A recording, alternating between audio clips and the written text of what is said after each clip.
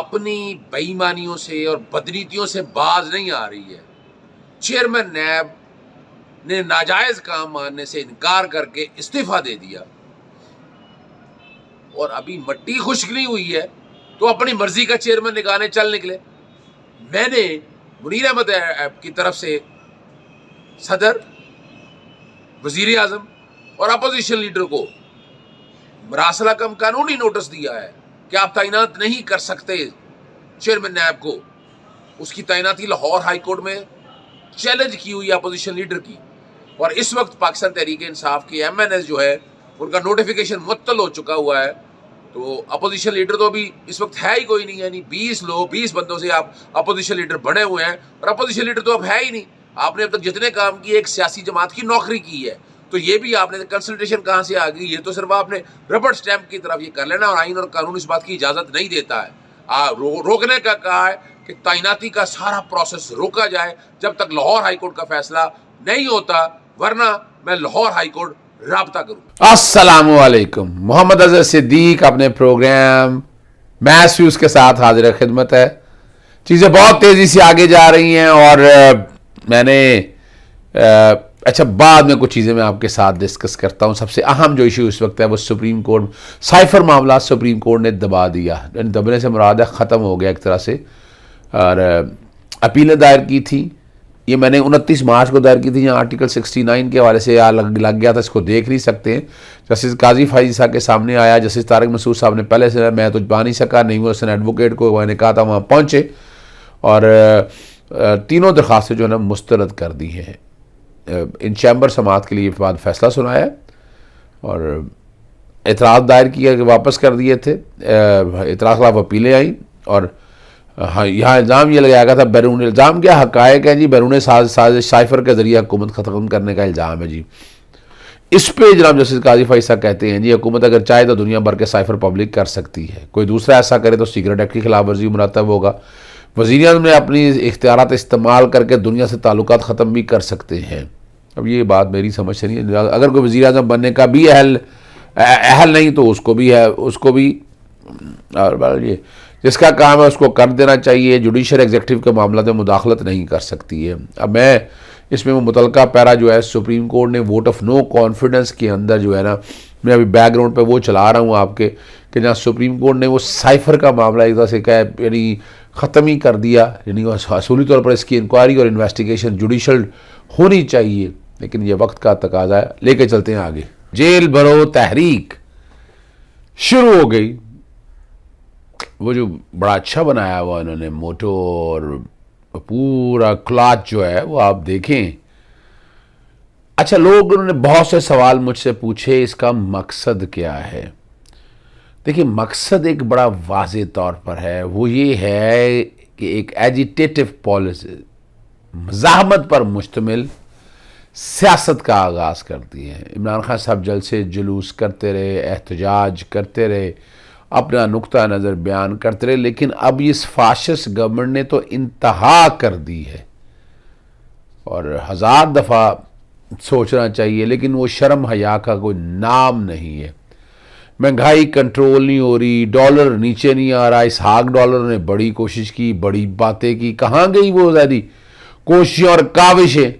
कहाँ आपने होल्डर को पकड़ लिया, ज़ख़ीरा अंदाज़ों को पकड़ लिया, लूट मार करने वालों को पकड़ लिया, लेकिन कुछ नहीं किया आपने। ठीक है ना जी, ये तो आप इस बात का सबूत है। बल्कि उल्टा आप लोगों के चेहरे नंगे कर दिए चेयरमैन नैब ने। आफ्ताब सुल्तान ने वो जो बातें कही है, मैं क्या बताऊं आपको, कि आप अपनी मर्जी से सिस्टम को चला रहे थे, इसका मतलब नैब तो आज़ाद और खुद मुख्तार दारा रहने नहीं दिया। तो जितनी ट्रांसफर और जो भी पुलिस पॉलिसी इस वक्त लेके चल रहा है वो सारी खिलाफ कानून है। क्या इसकी इजाज़त दी जा सकती है? बिल्कुल नहीं दी जा सकती है, लेकिन ये सारा कुछ हो रहा है।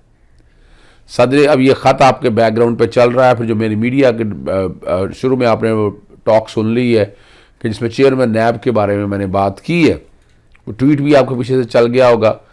और पाकिस्तान सदर पाकिस्तान वज़ीर आज़म अपोजिशन लीडर को नए चेयरमैन की तैनाती रोकने के लिए मरासला या कम नोटिस मैंने जारी कर दिया। मुनीर अहमद 33 सफ़ात पर यह मुश्तमिल है। लाहौर हाई कोर्ट में अपोजिशन लीडर किराजा रियाज की तैनाती का केस जेर इल्तवा है और तहरीक इंसाफ के मेंबरान असम्बली की रुकनीत बहाल हो गई है।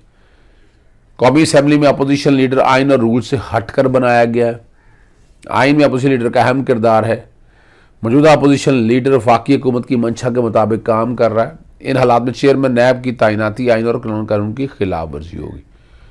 नए अपोजिशन के लीडर की तकर्री तक चेयरमैन नैब की तैनाती। अच्छा, ये कानूनी बात मैं कर रहा हूँ समझने के लिए, अगर आप समझ जाएं तो बहुत बेहतरी हो जाएगी।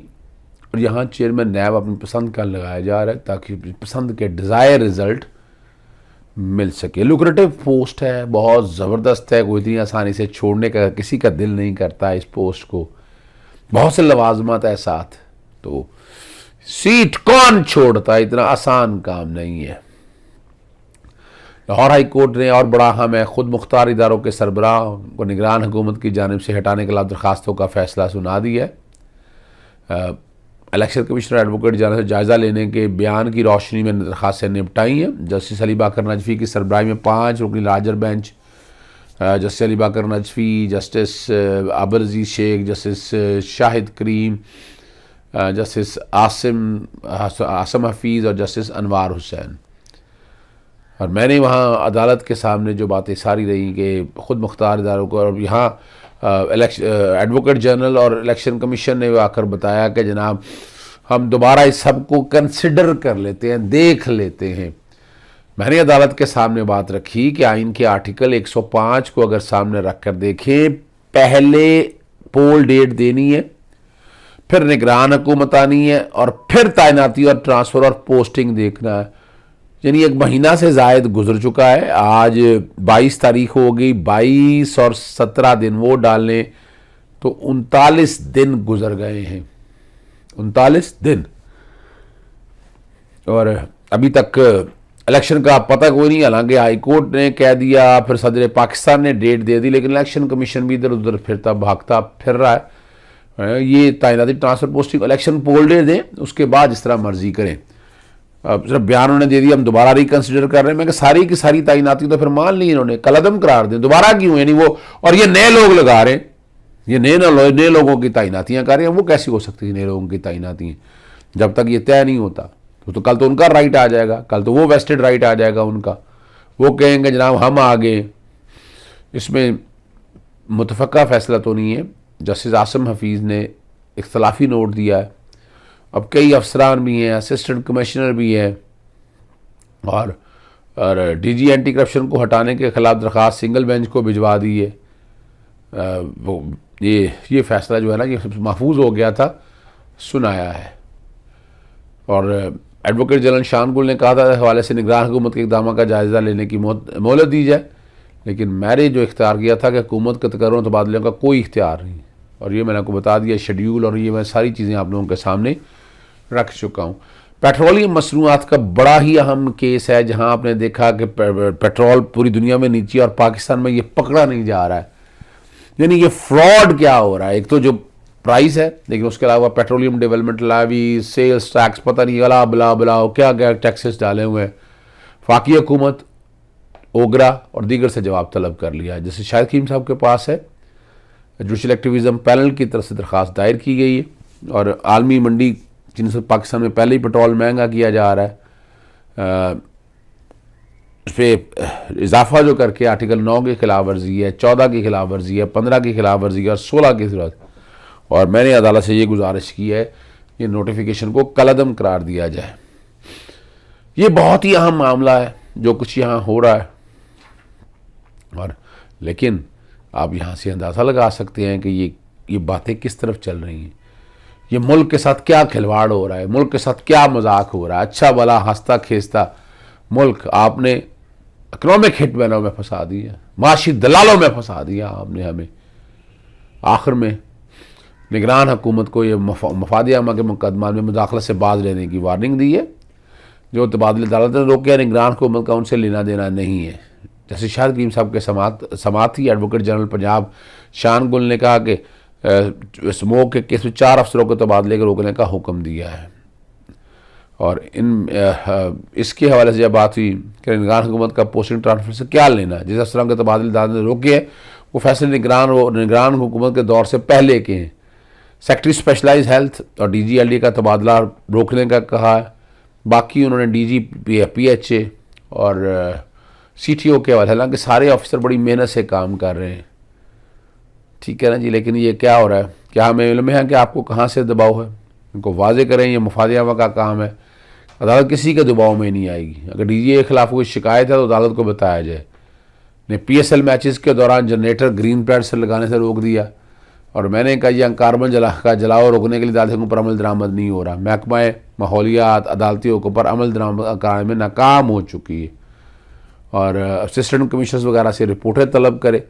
आज उन्होंने अदालत का वक्त नहीं है, आइंदा समाअत कर देखेंगे। 3 मार्च के लिए ये समाअत मुलतवी हो चुकी है। इसके अलावा बड़ा अहम इशू है हस्पतालों की कीमतें, जो सर्विसेज दे रहे हैं उनकी कीमतें, मुख्तलिफ टेस्ट की कीमतें, ये मामला सारा जो आज लाहौर हाई कोर्ट के सामने मज़र अब्बास, ये बड़ी इसमें समाअत हो रही है। काफ़ी यानी हेल्थ सेक्टर इससे बहुत बेहतर हो रहा है, प्रोक्योरमेंट बेहतर हो रही है। ये हालांकि अदालतों का काम नहीं, लेकिन अदालतें मफाद आमा के अंदर इस हद तक जा रही हैं, आप सोच नहीं सकते। आम बंदे की वहम गुमान में नहीं है कि अदालतें वाकई कुछ करना चाहती हैं, और उसके लिए हर वो काम करेंगी कि जिससे बुनियादी हकूक़ का तहफ़्फ़ुज़ फराहम हो सके।